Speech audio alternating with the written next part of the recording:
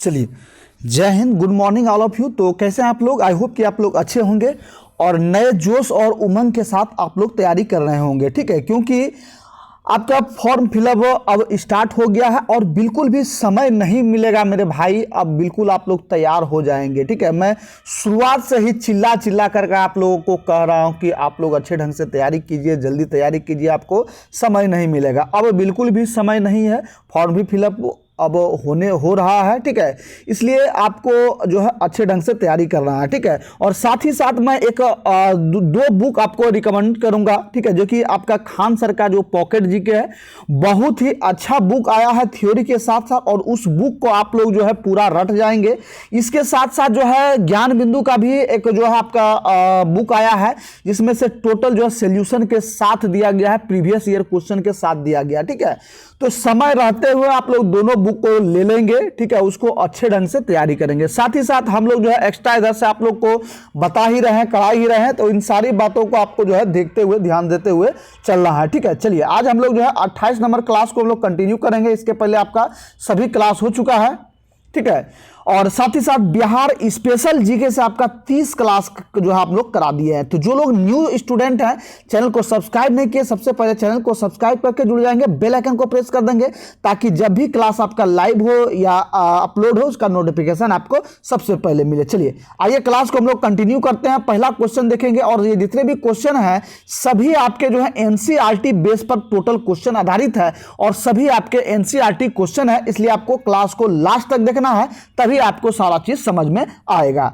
चलिए, तो देखिए, पहला क्वेश्चन कह रहा है आपको कि कह रहा है कि कर्क रेखा भारत के मध्य जो है, मध्य भाग से होकर गुजरती है, जिसके फलस्वरूप जो है ये क्या होता है, ठीक है। तो कर्क रेखा जो है ये क्या होता है, तो भारत के यानी कि पृथ्वी के ही जो है मध्य से जो है ये होकर के गुजरता है, ठीक है। इसमें से तो यहां भारत के बारे में आपको दिया गया है कि भारत में जो है ये कर्क रेखा जो गुजरती है, ठीक है। तो इसका कर्क रेखा गुजरने से जो है ये क्या प्रभाव पड़ता है, तो कर्क रेखा जो है कहां से गुजरती है, ठीक है।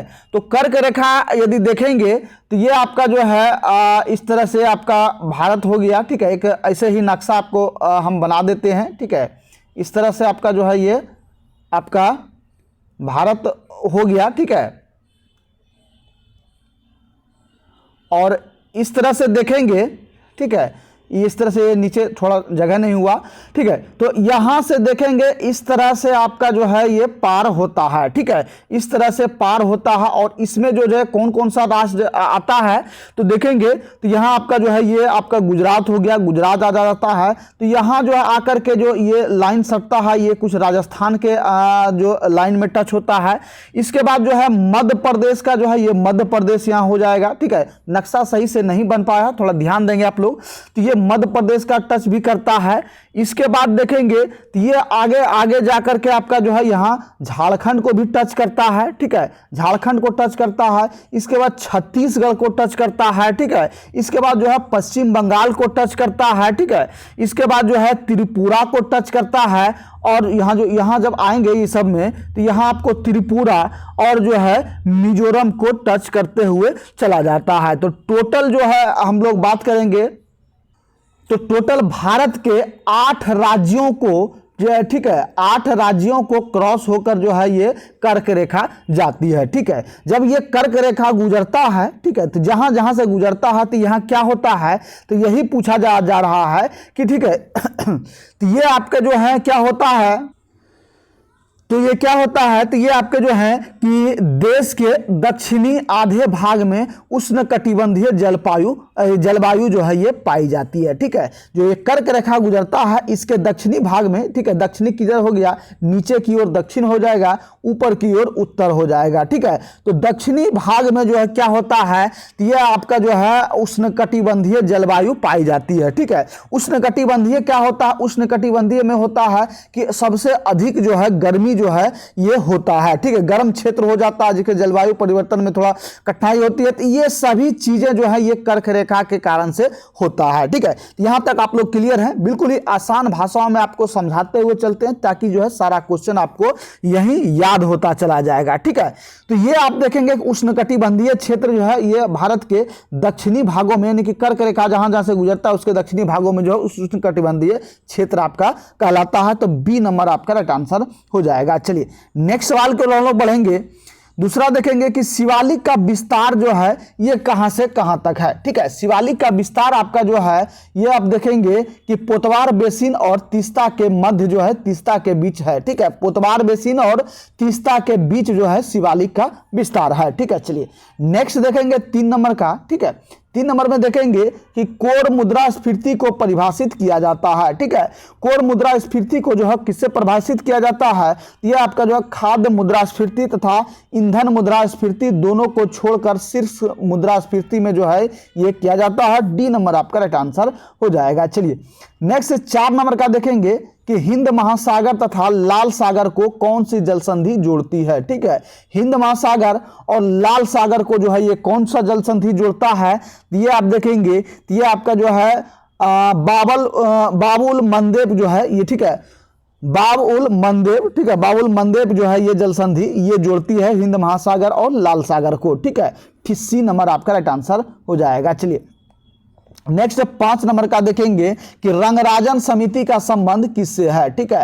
रंगराजन समिति का संबंध किससे है, तो ये आपका जो है भुगतान संतुलन से संबंधित है रंगराजन समिति का संबंध, ठीक है। चलिए नेक्स्ट 6 नंबर का देखेंगे। पूछा जा रहा है कि किसी व्यक्ति के वास्तविक जीवन स्तर का आकलन किसके द्वारा किया जाता है, ठीक है। किसी व्यक्ति के वास्तविक जीवन स्तर का आकलन जो है ये किसके द्वारा किया जाता है, तो ये आपके जो है प्रति व्यक्ति आय के जो है अनुसार इसका आकलन किया जाता है, ठीक है। प्रति व्यक्ति यानी कि हर एक व्यक्ति का कितना आमदनी है इस अनुसार से जो इसका आकलन किया जाता है। चलिए नेक्स्ट सवाल की ओर बढ़ेंगे। 7 का देखेंगे कि किसी भी अर्थव्यवस्था में पूंजी निर्माण किस पर निर्भर करता है, ठीक है। किसी भी अर्थव्यवस्था में देखेंगे कि पूंजी निर्माण जो है ये किस पर निर्भर करता है, तो पूंजी निर्माण है आपका इसके कुल बचत पर जो है ये निर्भर करता है, ठीक है। अर्थव्यवस्था में जो है ये कुल बचत पर जो है पूंजी निर्माण का जो है ये निर्भर है, ठीक है। चलिए नेक्स्ट सवाल को बढ़ेंगे। 8 का देखेंगे भारतीय स्टॉक बाजार का विनियमन जो है ये किसके द्वारा किया जाता है, किसके द्वारा होता है, ठीक है। तो भारतीय स्टॉक बाजार जो भी है, स्टॉक बाजार का जो विनियमन है ये यानी कि ये किसके अंतर्गत आता है, तो ये आप देखेंगे तो ये आपके जो है सेबी के अंतर्गत आता है, ठीक है। ये सेबी के अंतर्गत आता है। जितने भी आप जो है शेयर बाजार हैं, जितने भी स्टॉक एक्सचेंज है भारत के खाली, ठीक है, तो ये सभी जो है किसके अंतर्गत आते हैं, तो ये सेबी के अंतर्गत आते हैं।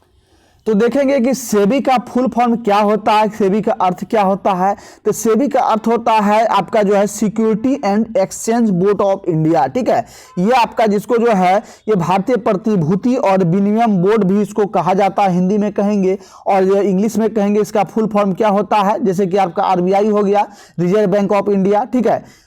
इसी तरह आपका जो सेबी हो जाएगा सिक्योरिटी एंड एक्सचेंज बोर्ड। इसी के अंतर्गत जितने भी भारतीय स्टॉक हैं सभी इसी के अंतर्गत जो है लिस्टेड रहता है और इसी के अंतर्गत कार्य करता है, ठीक है। जितने भी जैसे कि आपका म्यूचुअल फंड हो गया, शेयर बाजार में जितने भी शेयर लगे हुए हैं ये सभी हो गए हैं।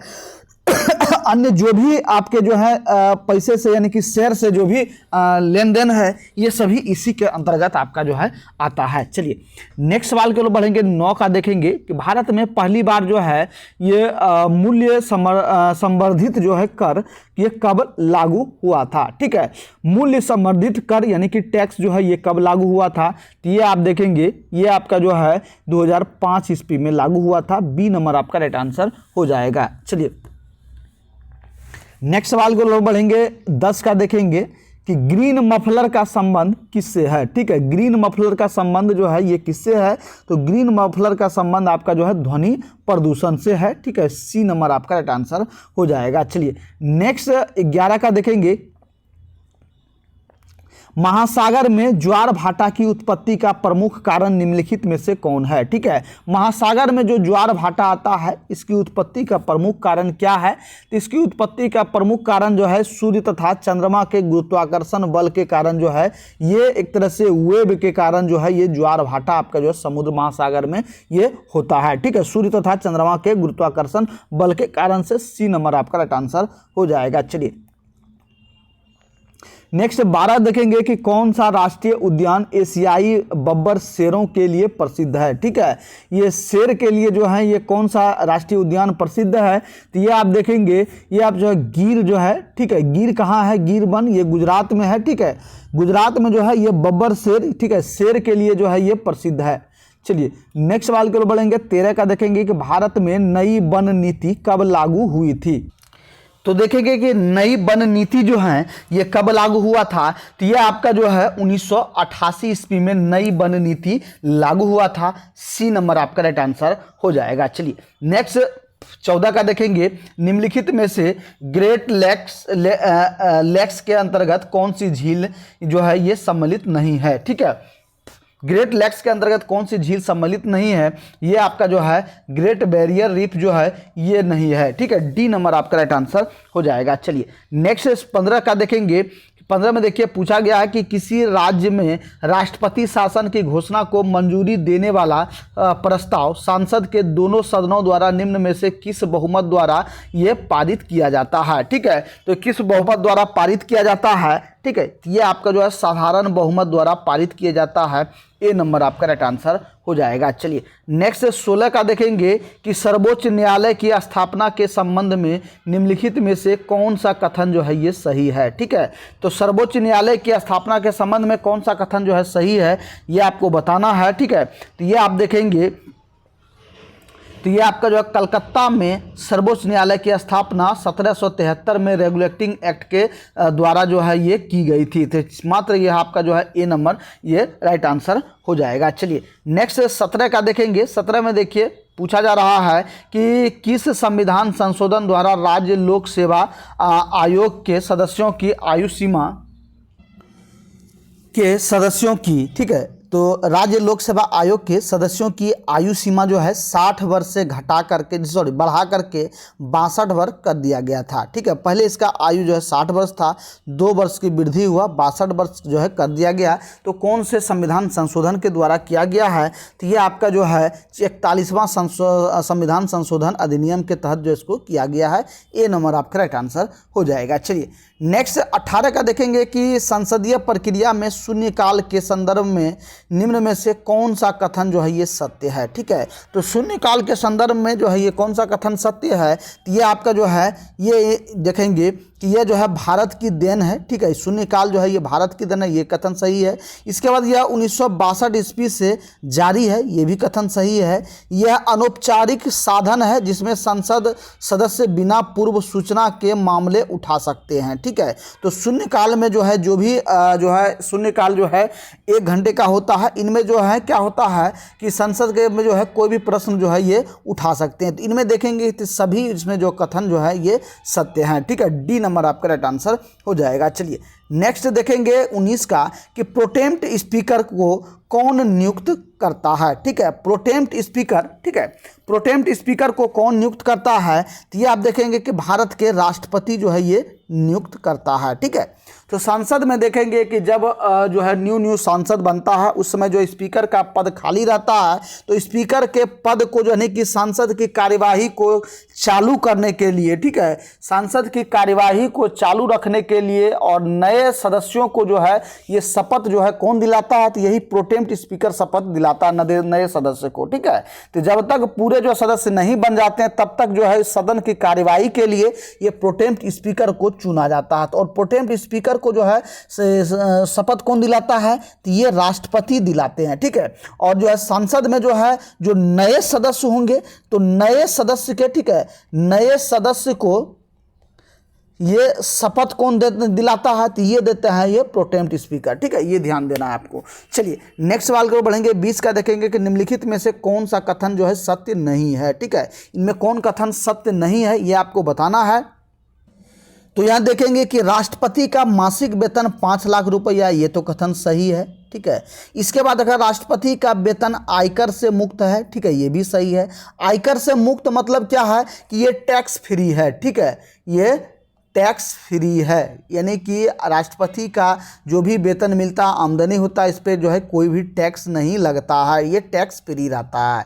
ये देखेंगे कि आयकर से यानी कि कर से मुक्त रहता है। राष्ट्रपति देश का संवैधानिक प्रधान होता है, बिल्कुल होता है। राष्ट्रपति जो होता है ये देश का संवैधानिक प्रधान होता है, यानी कि संविधान के जो है ये हेड किसे माने जाते हैं, ये राष्ट्रपति को माना जाता है। और देश का प्रथम नागरिक यदि कहा जाए, ये राष्ट्रपति को कहा जाता है, देश का प्रथम नागरिक, ठीक है। ये सभी जो है कथन सही है। आगे देखिए पूछा जा रहा है कि राष्ट्रपति अनुच्छेद 76 के अंतर्गत दोषी ठहराए गए किसी व्यक्ति के दंड को क्षमा कर सकता है, तो ये कथन आपका यहाँ गलत है, ठीक है। यह क्यों गलत है, तो ये जो है दोषी व्यक्ति को जो है किसी भी जो केस में ये जो है दोषी ठहरा गए, तो इनको जो है क्षमा करने की शक्ति अनुच्छेद 76 नहीं होगा, ये गलत है। ये होगा अनुच्छेद 72 के अंतर्गत, ठीक है। अनुच्छेद 72 के अंतर्गत जो है दोषी ठहराए गए किसी व्यक्ति को क्षमा कर सकता है, ठीक है। यहाँ तक तो समझ गए। तो यही आपका जो है यहाँ कह रहा कि कथन सही नहीं है, तो ऑप्शन के हिसाब से आपका जो है डी नंबर राइट आंसर हो जाएगा। और ये अनुच्छेद 76 नहीं होगा, अनुच्छेद 72 के अंतर्गत इसको करता है, ये आपको ध्यान रखते हुए चलना है। चलिए नेक्स्ट सवाल के लिए बढ़ेंगे। 21 का देखेंगे कि भारत के संविधान में केंद्र तथा राज्यों के बीच शक्तियों का विभाजन उल्लेखित है, किसमें है, तो ये आपका जो है ये भारत शासन अधिनियम 1935 में जो है ये उल्लेखित है, ठीक है। चलिए नेक्स्ट 22 का देखेंगे कि जूनागढ़ रियासत को किस माध्यम से भारत में मिलाया गया, ठीक है। जूनागढ़ रियासत, ठीक है, पहले देखेंगे तो क्या था, तो पहले छोटे छोटे रियासतों में हमारा देश बटा हुआ था, ठीक है। रियासत के क्या कहेंगे, यानी कि जिसको जमींदार कहेंगे, ठीक है, जमींदारी प्रथा था, या राजा का जो है राज चलता था। ये आप लोग पढ़े होंगे कि फलना राजा का राज था, फलना चिलना राजा का राज था, ये इस समय था। जब जो है राजशाही तंत्र जब खत्म हुआ, ठीक है,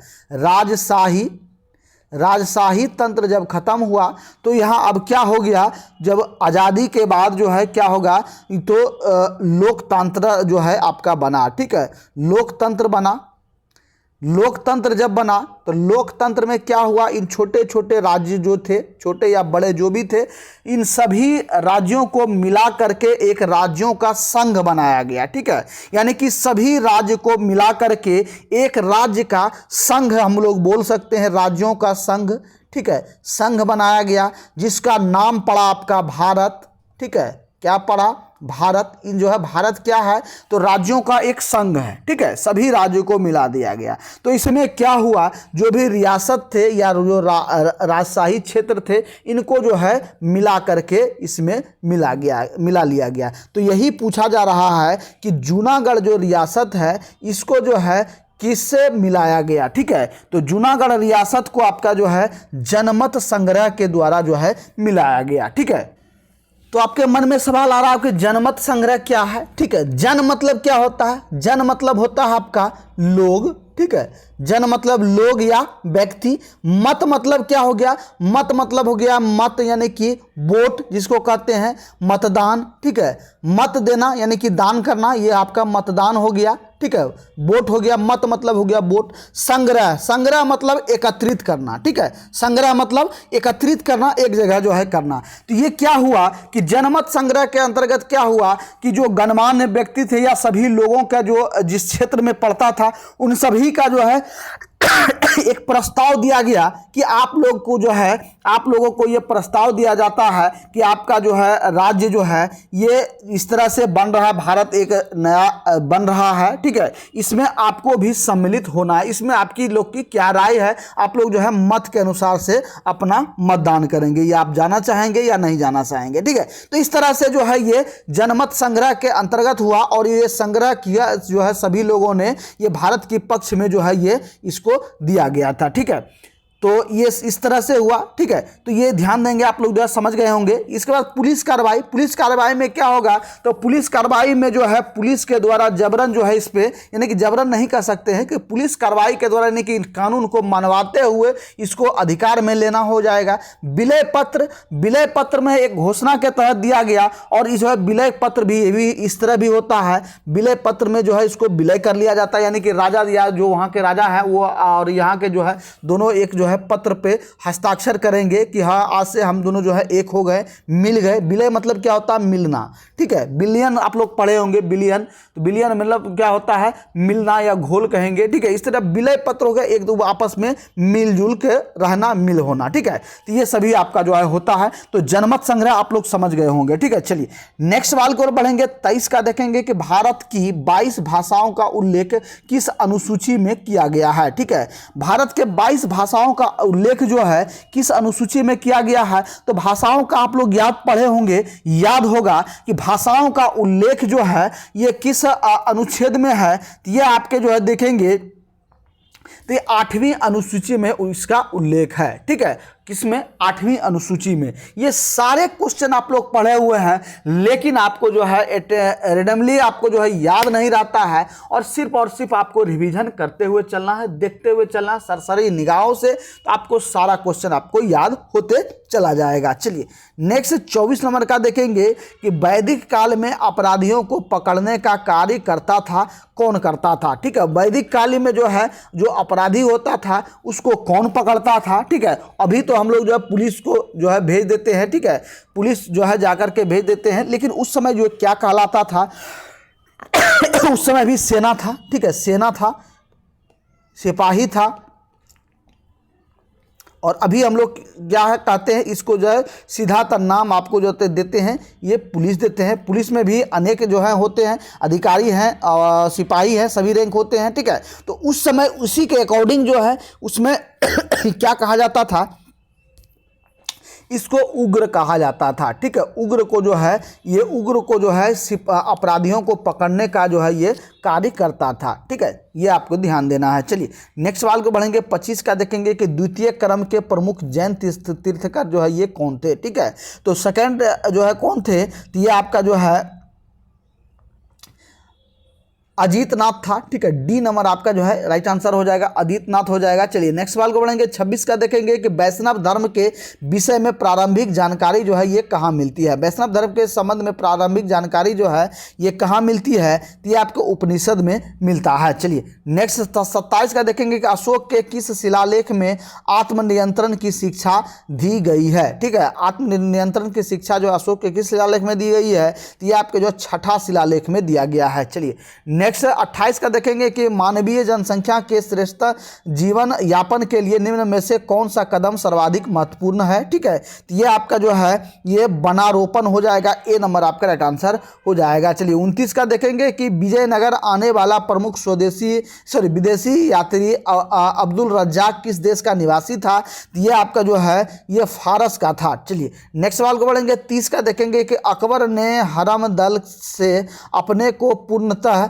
मुक्त कब कर लिया था, तो ये आपका जो देखेंगे ये आपका जो है 1562 ईस्वी में कर लिया गया था। चलिए नेक्स्ट सवाल को बढ़ेंगे। 31 का देखेंगे कि प्रथम कर्नाटक युद्ध किस संधि के साथ समापन हुआ। प्रथम कर्नाटक युद्ध जो है किस संधि के साथ समापन हुआ, ये आपका जो है ये एलासापल की संधि के द्वारा हुआ है। चलिए नेक्स्ट सवाल को बढ़ेंगे। 32 का देखेंगे प्रथम आंग्ल बर्मा युद्ध निम्नलिखित में से किस समय में लड़ा गया था, ठीक है। आंग्ल बर्मा युद्ध जो है कब लड़ा गया था, तो ये आपके जो है लॉर्ड एम्हर्स्टन के बीच लड़ा गया था, ए नंबर आपका राइट आंसर हो जाएगा। चलिए 33 का देखेंगे। निम्नलिखित में से किस इतिहासकार ने 1857 ईस्वी के विद्रोह को बर्बरता तथा सभ्यता के बीच युद्ध कहा था, ठीक है। ये किसने कहा था, तो ये आपका जो है T.R. होम्स के द्वारा कहा गया था। चलिए नेक्स्ट सवाल को बढ़ेंगे। 34 का देखेंगे कि सुभाष चंद्र बोस को सर्वप्रथम नेताजी किसने कहा था, तो सुभाष चंद्र बोस को सर्वप्रथम नेताजी जो है ये एडोल्फ हिटलर के द्वारा कहा गया था। चलिए नेक्स्ट सवाल को बढ़ेंगे। 35 का देखें निम्नलिखित में से कौन सा कथन जो है सत्य है, कौन कथन इसमें सत्य है, ये आपका जो है इनमें से सभी कथन सत्य हो जाएगा, ठीक है। चलिए नेक्स्ट सवाल को बढ़ेंगे। 36 का देखेंगे, 36 में देखिए सूची 1 और सूची 2 से मिलान करने के लिए कह रहा है, ठीक है। पुष्पों का अध्ययन क्या कहा जाता है? पुष्पों का अध्ययन आपका जो है एंथ्रोलॉजी हो जाएगा। पराली पादपों का अध्ययन जो है ये क्या कहा जाता है? ये आपका जो एग्रोनॉमी कहा जाता है, ठीक है, ये भी आपका जो हो जाएगा। पादप जीवाश्मों का अध्ययन जो है ये क्या कहा जाता है? ये पॉलियोवांटनी कहा जाता है। और कवकों का अध्ययन जो है ये माइकोलॉजी कहलाता है, ठीक है। तो ए नंबर आपका राइट आंसर हो जाएगा। चलिए नेक्स्ट सवाल की ओर बढ़ेंगे। 37 का देखेंगे कि RH हिटलर द्वारा जीवों को कितने वर्गों में वर्गीकृत किया गया है, ठीक है। तो RH हिटलर द्वारा जीवों को कितने वर्गों में वर्गीकृत किया गया है? तो ये आपका जो है 5 वर्गों में वर्गीकृत किया गया है। चलिए 38 का देखेंगे कि बर्फ पर उगने वाले शैवाल को क्या कहा जाता है, ठीक है। बर्फ पर उगने वाले शैवाल को क्या कहा जाता है? तो ये आपका जो है ये क्रिप्टोफाइटस कहा जाता है। ए नंबर आपका राइट आंसर हो जाएगा। चलिए 39 का देखेंगे कि सरसों के बीज के मिश्रक के रूप में सामान्यतः निम्नलिखित में से किसे प्रयोग में लाया जाता है? तो ये आपका जो है आर्जीमोन के बीज को लाया जाता है। ए नंबर आपका राइट आंसर हो जाएगा। चलिए नेक्स्ट 40 नंबर का देखिए, निम्नलिखित में से किस विटामिन की कमी से किलोसिस रोग जो है होता है? तो ये आपका जो है ये विटामिन B2 की कमी से होता है। चलिए 41 का देखेंगे कि सिनकोना पादप के किस भाग से कुनैन प्राप्त होता है? तो ये कुनैन जो है किससे प्राप्त होता है? तो ये आपका जो है ये छाल से प्राप्त होता है। चलिए 42 का देखेंगे, निम्नलिखित में कौन सा पाचक हार्मोन छोटी आंत में स्रावित होता है? तो छोटी आंत में जो है कौन स्रावित होता है? तो ये आपका जो है इनमें से सभी होता है, ठीक है। सभी आपके जो हैं ये मोटिलिन हो जाएगा, केलेस्टियोकाइनिन हो जाएगा और सिक्रेटिन हो जाएगा। सभी आपके जो है ये आंत से, छोटी आंत से स्रावित होता है। चलिए 43 का देखेंगे, कांच का लाल रंग निम्न में से किसके कारण होता है? तो कांच में लाल रंग आपका जो है ये क्यूप्रस लवण के कारण से होता है। चलिए 44 का देखेंगे, इसमें जो है मिलान करना है, तत्व A को जो है अनुप्रयोग में मिलान करना है, ठीक है। तो देखेंगे यूरेनियम का समस्थानिक जो है ये आपका जो है ध्यान देंगे, यूरेनियम का समस्थानिक जो है इसका उपयोग जो है किसमें किया जाता है, ठीक है।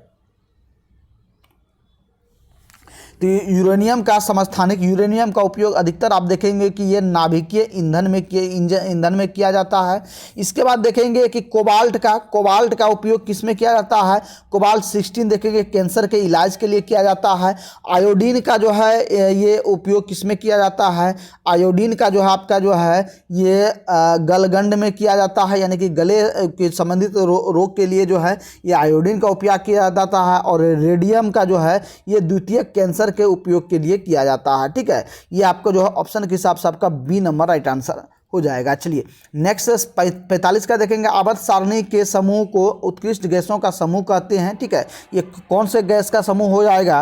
तो ये आपका जो है ये समूह 18 का कहलाएगा। चलिए नेक्स्ट 46 का देखेंगे कि सिल्वेनाइट निम्न में से किस धातु का अयस्क है? तो सिल्वेनाइट आपका जो है ये गोल्ड धातु का अयस्क है। चलिए नेक्स्ट देखेंगे 47 का, गुरुत्वाकर्षण नियतांक के संबंध में कौन सा कथन सही नहीं है?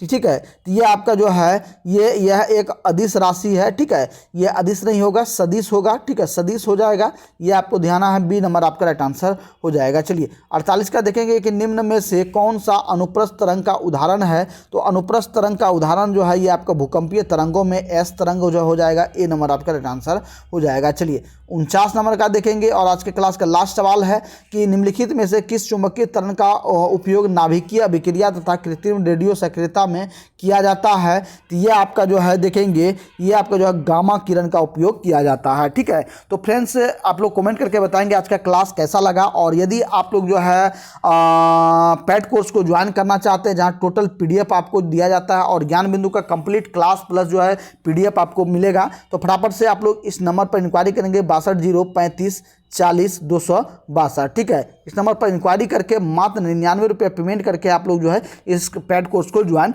कर सकते हैं। और बिहार पुलिस से रिलेटेड यदि कोई भी जानकारी आप जो चाहते हैं, यदि आपके मन में जानकारी है तो आप डायरेक्ट मुझे मैसेज या कॉल करके इंक्वायरी कर सकते हैं। तो फिर मिलते हैं नेक्स्ट क्लास में, तब तक के लिए सभी भाइयों को जय हिंद, आपका दिन शुभ हो।